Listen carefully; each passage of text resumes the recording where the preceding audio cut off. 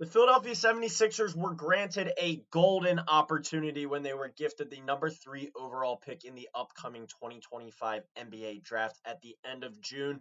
In a scenario where the Sixers could have lost their pick if they fell outside the top 6 of the Oklahoma City Thunder, they sit here at number 3 and they have a golden opportunity ahead of them. The presumptive number 1 and number 2 pick for the past few years in this draft has been Cooper Flag at 1, Dylan Harper at 2. After that remains to be seen. But the Sixers sitting there at 3, that is where the party starts. That's where the draft starts. And the golden opportunity ahead for the 76ers team is that they have options at this pick. They could sit and pick. They could trade this pick for a star player if they deem necessary. They could trade down, pick up some assets, pick up another kind of role player, proven player to help this win now Sixers roster. At number 3, they are given the opportunity to have options, and that is everything in the NBA. All the assets you want, all the players you want, whatever you want to say, having options is good. It's a good thing for Daryl Morey. It's a good thing for Nick Nurse, and it's a good thing for this Sixers franchise. Are they head over heels in love with the player? Potentially like an Ace Bailey or a Trey Johnson? Potentially. Or do they not? Are they not sold on one of these guys? Would they be willing to move down? Would they be willing to trade the pick in its entirety? That remains to be seen. Those rumors and that speculation is going to come out over the next month. Daryl Morey has came out and said that he does he does envision sitting there and picking, but obviously that could just be, smoke. He's not going to go out there a month and a half away from the draft and just tell us the selection, tell us the pick. Obviously, Cooper Flag is going to go number 1. Dylan Harper, 95% chance I'd say would go number 2. But once you get to the Sixers at 3, that's where the party starts. And an interesting rumor has came out of the NBA draft combine that could tie directly to this number 3 overall pick and whether or not the Philadelphia 76ers use it, trade down, or so on.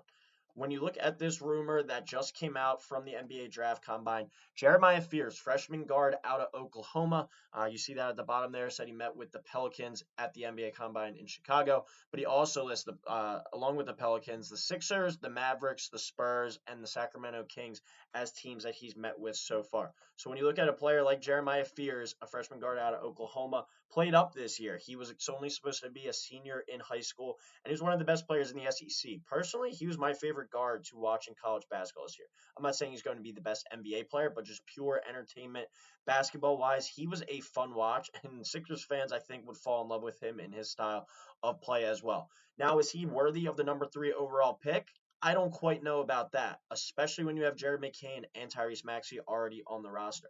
And Daryl Morey has said it, and I think I've said it a million times as well.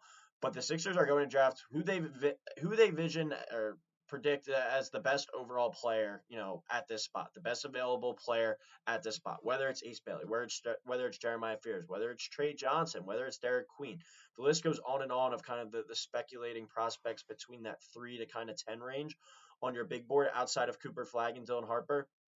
Who do the Sixers like the most? I think at this time, if you put a gun to my head and made me make the selection, it would be Ace Bailey. But these reports, the Sixers are going to be doing their due diligence on all these prospects. And meeting with a guy, a high-profile scoring guard, playmaking guard like Jeremiah Fears is certainly an eyebrow raiser, especially with the young guards of Tyrese Maxey and Jared McCain.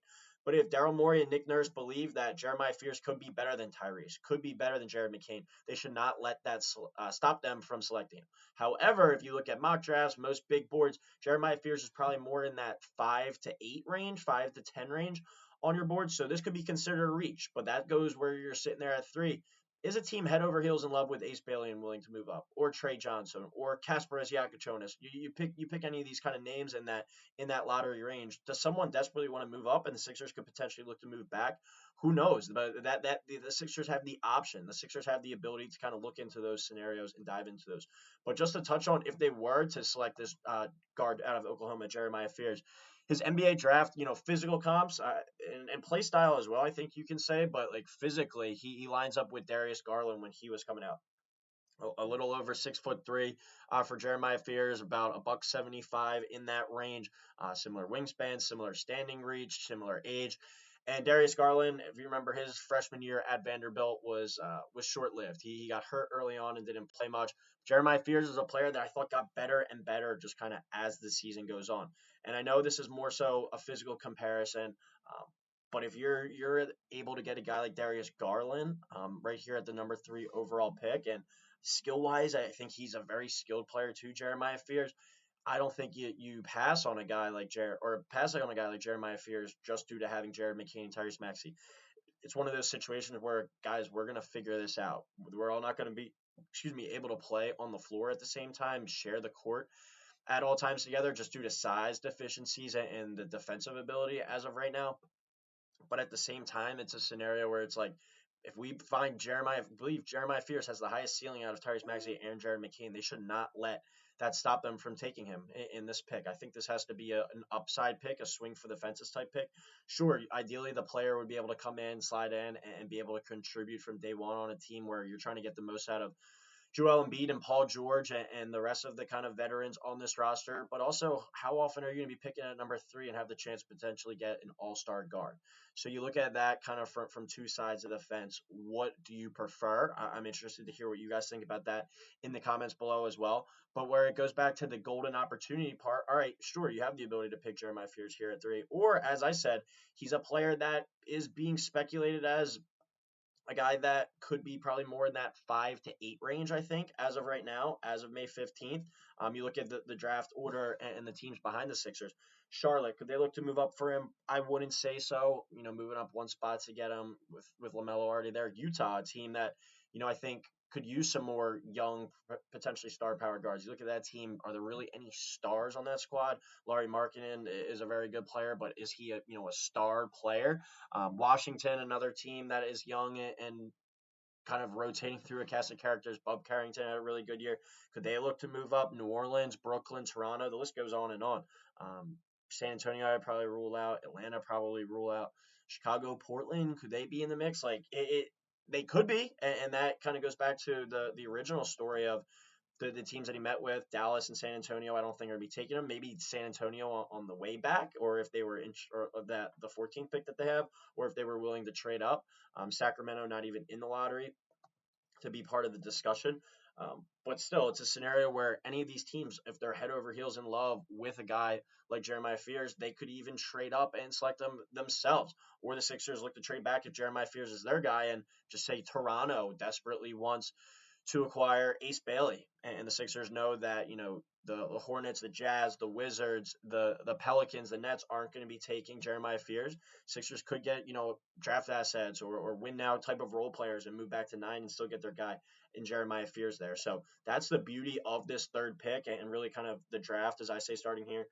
Some things could change if the Spurs just say trade for Giannis and they have to give up that number 2 overall pick. Who knows if Dylan Harper's their guy? Maybe they would kind of opt for Ace Bailey and Dylan Harper falls to the Sixers' lap at number 3. It's going to be very interesting next month, but sitting here at number 3, they have options, and that is the biggest thing, I think, going into this draft, especially with what the Sixers roster makeup currently is and the roster expectations. It's a team that is max contracts, expected to win now, fought the injury bug all season last year, a high-profile GM, high-profile head coach, a superstar player who's probably on his last leg, literally and figuratively, with Joel Embiid.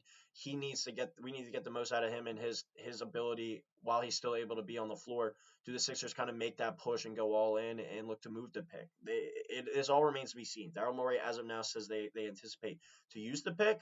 That's what I would do at this stage of the game. I don't think it's wise to go all in on Embiid, but kind of get that best of both worlds where a player can play now, but also be one of your long-term pieces going forward. And Jeremiah Fears is a perfect example of an option there. You move back. If he is your guy at 3, you sit there and pick him. But if you move back, you could pick up some assets along the way. So let me know what you guys think in the comments below about that recent report, Jeremiah Fears meeting with the Philadelphia 76ers.